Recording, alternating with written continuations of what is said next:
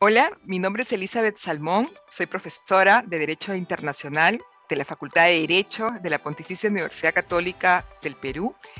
y directora ejecutiva del Instituto de Democracia y Derechos Humanos de la misma universidad. Ahora vamos a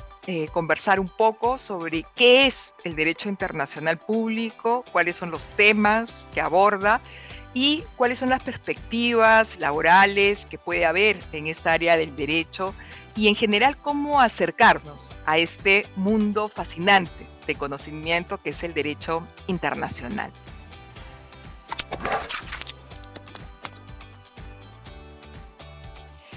Decirles quizá en primer lugar que desde mi perspectiva es necesaria manejar una visión compleja del derecho internacional que no eluda ni las tensiones ni los problemas que éste genera y que a veces son tremendamente importantes y grandes. Asimismo, manejo una visión dinámica, no estática, sino evolutiva de lo que significa el derecho internacional, tratando siempre de vincularlo con los temas y con los problemas contemporáneos que enfrentamos. Y finalmente también decirles que manejo una visión humanística del derecho internacional en el sentido de que mi preocupación, mi eje es determinar cuál es el papel del ser humano, de sus derechos y finalmente el derecho internacional en qué puede aportar para cuantificar, para asegurar ese acervo jurídico, ese conjunto de derechos y de deberes que tenemos como ciudadanos y ciudadanas del planeta. El derecho internacional puede ser definido de múltiples formas. A mí me interesa manejar una definición muy sencilla, que es el conjunto de normas e instituciones que pretenden regular la vida en la sociedad internacional. Yo creo que de esta definición podemos extraer al menos tres ideas fundamentales. La primera es que existe una sociedad nacional que vive al interior de un Estado, pero que también existe algo que podemos llamar sociedad internacional compuesta por los diferentes sujetos del orden jurídico internacional, principalmente los estados, sujeto primario, originario del derecho internacional, es el Estado el que crea el derecho internacional y no viceversa, pero también las organizaciones internacionales, múltiples, variadas, que tocan diversos temas como Naciones Unidas, la Unión Europea, la Organización de Estados Americanos, la Unión Africana, entre otras, y también el ser humano, el individuo, con sus derechos, los derechos humanos, con sus responsabilidades y sus deberes y la posibilidad de perseguirlo por la comisión de crímenes internacionales, y una pluralidad de otros sujetos como las empresas, los pueblos, los movimientos de liberación nacional, el papel de la Iglesia Católica y la Santa Sede, en fin, una pluralidad de actores que componen esta sociedad internacional. Una segunda consecuencia es que existe un ordenamiento jurídico nacional, peruano, inglés, boliviano, que regula la vida dentro del territorio del Estado, pero también existe un derecho internacional que es el que regula esa vida en la sociedad internacional. Y una tercera conclusión que quizás sería muy importante es que estoy convencida de que allí donde hay sociedad siempre hay alguna forma de ordenamiento jurídico, ubi societas ibi jus. Sin embargo, no quisiera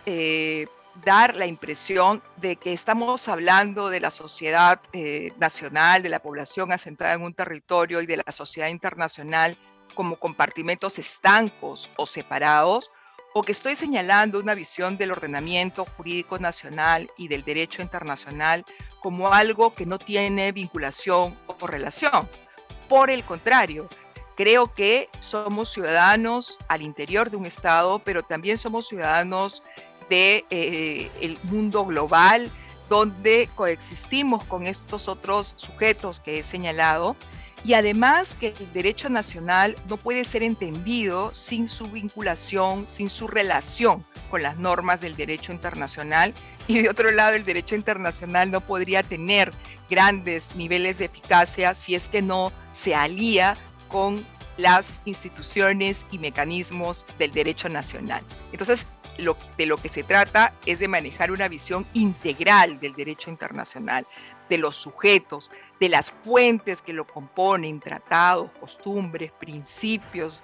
otros o elementos que también tienen efectos, y del complejo tema del cumplimiento del derecho internacional, en el que definitivamente se ve esta necesidad de alianza estratégica entre el ordenamiento nacional y el ordenamiento internacional.